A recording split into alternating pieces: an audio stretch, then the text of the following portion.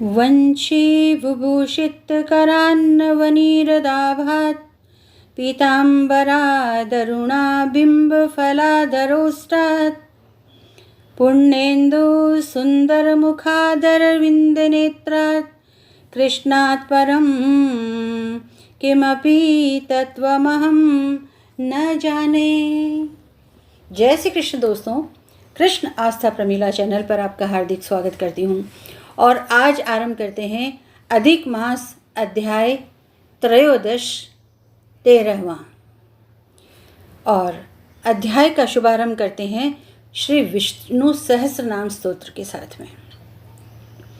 अमृतांशोद्भवो भानुः शशबिन्दु सुरेश्वरः औषधं जगतः सेतुः सत्यधर्मपराक्रमः भूतभव्ये भवन्नाथः पवनोरनलः कामः कामकृतकान्तः कामः कामप्रदः प्रभु युगादिकृद्युगावर्तो न कमायो महाशनः अदृश्यो अव्यक्तः रूपश्च सहस्रजिदन्ताजित्।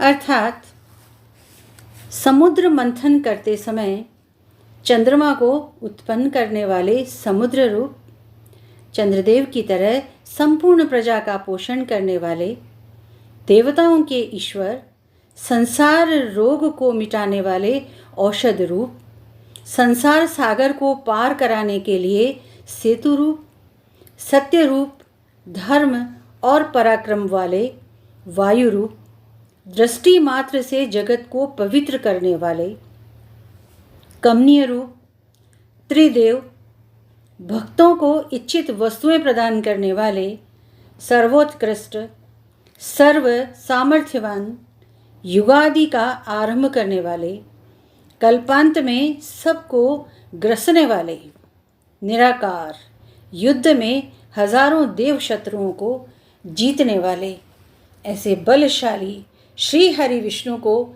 बारंबार नमन करते हैं और उनके शरण में जाते हैं। अथ 13वां अध्याय। ऋषि कहते हैं कि हे सूत जी, राजा दृढ़धनवा को पुरुषोत्तम के सेवन से राज्य, पुत्र, पौत्र और पतिव्रता स्त्री कैसे मिली और योगियों को अति दुर्लभ भगवान का लोक कैसे प्राप्त हुआ, इसीलिए आप विस्तार से इस इतिहास को कहिए। सूत जी कहने लगे, हे ऋषियों, आकाश गंगा की तरह पवित्र करने वाली सुंदर पुरानी दृढ़धनवा की कथा मैं तुमसे कहता हूँ। है देश का चित्रधनवा नाम से विख्यात राजा हुआ।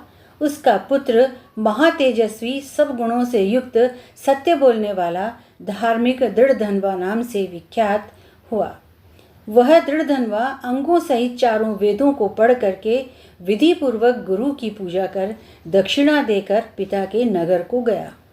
अपने नगर के रहने वालों को नेत्रों का आनंद उत्पन्न करते हुए उसने अपने पिता चित्रधनवा को प्रसन्न किया। अब राजा चित्रधनवा अपने मन में विचार करने लगे कि स्त्री, घर, पुत्र आदि छोड़कर मुझको भी वन में जाकर हरि का भजन करना चाहिए।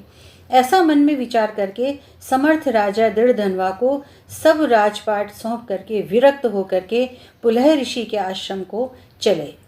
वहां जाकर तप करने लगे। कितने ही काल तक तप करके चित्रधनवा हरि के धाम को चले गए। दृढ़धनवा ने जब अपने पिता की मृत्यु का समाचार सुना, तब अपने पिता की और दैहिक क्रिया की, फिर नगर में राज्य करने लगे।